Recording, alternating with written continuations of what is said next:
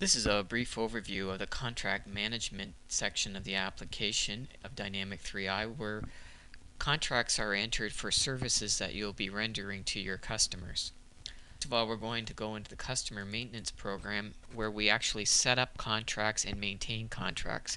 And we'll query upon an existing contract that we've already created here.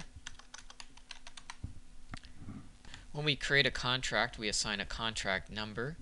We enter our customer number, the product number, which is an actual service. In this case here, for example, it was a general repair of cash registers. The customer purchase order number that you would be receiving from your customer once the contract has been approved. The serial number of the equipment that's going to be serviced upon. This is not a mandatory field and it's not validated anywhere in the system, so you can use any type of text you wish in this particular field, something that's meaningful to you if you're not dealing with something that's of a serial number nature product. The terms of the contract. This is set up in our terms and condition file maintenance, and it's the basic terms that you apply to your contracts, and we're going to see that momentarily when we actually print out a formal contract. Here we type in the description of the specific specifications for the contract that we're entering in here, and in this case here we had the monthly maintenance on a Series 3000 cash register. This text will appear on the formal contract print and on the invoices that are sent out on the monthly, quarterly, or annual basis. Next, we have our contract terms, the length of the term of the contract, and Dynamic 3i allows for contracts that are sent out, that are billed out monthly, quarterly, or annually.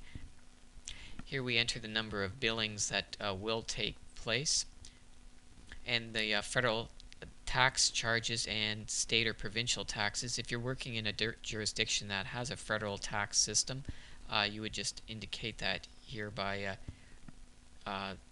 putting in a number 1 in there if you're using a tax level number 1.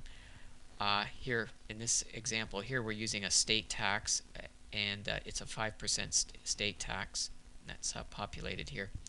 Next is the amount of the contract. So in this case here we have $95 per month for this contract. On the right hand side of the screen we can take a look at the last time a billing was done on this particular contract. We can take a look at the order that was generated from the contract. Order meaning when we run our contract update on our monthly basis. In the case of a monthly contract, a sales order is created, and from that an invoice is then generated that's mailed out to your customer.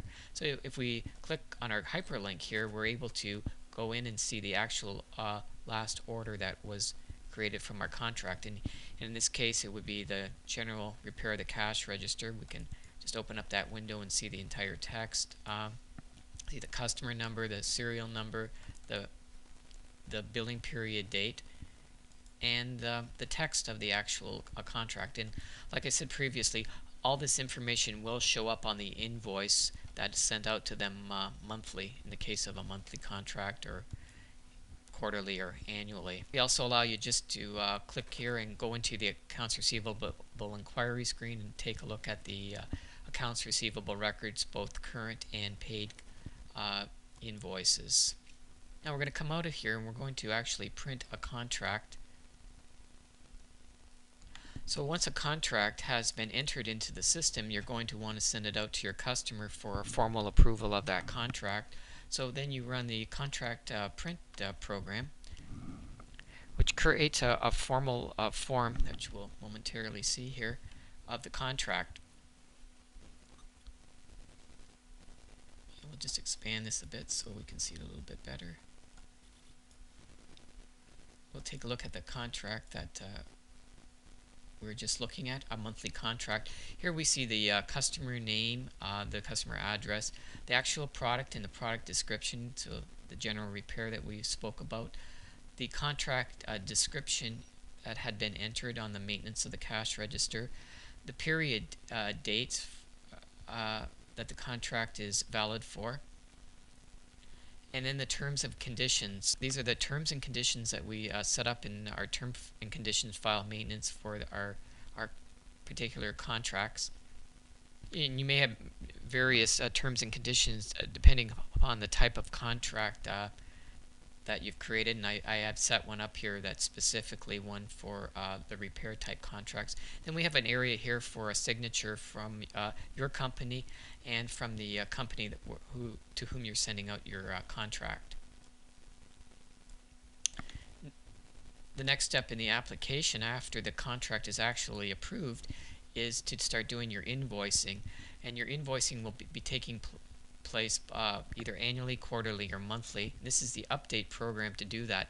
This program will create a sales order for the contract, and from there an invoice will be created that you would then send off either through the mail or electronically or email to your particular customers when that billing time comes available.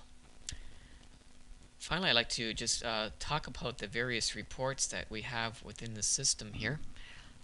First of all, we have the contract by expiry date. This report looks at contracts that are going to be coming up for expiry, so it allows you to plan ahead and make arrangements with your customers to renew the contracts. It's a very detailed report, so a salesperson, for example, can actually work from this report when they're negotiating renewals with the customers. It's like I said, it's a very detailed report. Next in the application, we have the expired contracts report. This strictly prints out contracts that have expired, and you may want to go back and try to get a renewal for these contracts. Great report to use if you want to do some analysis to see the type of contracts that have been expiring, and you may be able to make decisions on how to regain these lost contract sales based upon this report. You may actually see patterns within the report as to the type of contracts that are not being renewed, and make some arrangements as to how you're going to handle that type of situation. We have a contract revenue projection report. Run that report right now.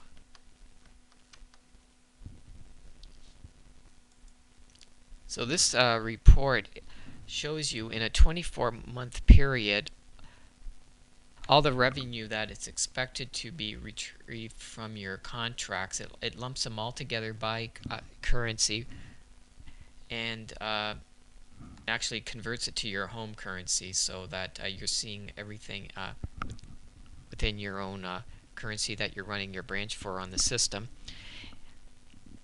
So like I said, it lumps them all together per period, and it allows you to see also the lost revenues. This is the expired amount column.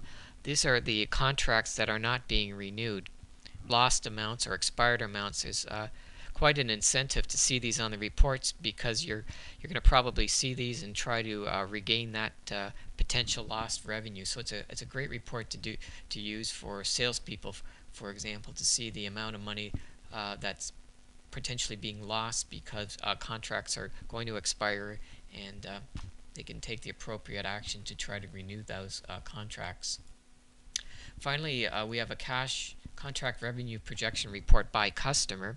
This is just a detailed report by individual customers, so that you can see the projected revenue for a customer over a period of time for all your contracts. So that pretty well summarizes the contract module, which consists of entering your contracts, creating a formal contract print, updating your contracts so you can produce invoices, and all our various reports so that you can do analysis on your contracts as to when they expire, projected revenue, and projected losses for expired contracts. This ends the tutorial.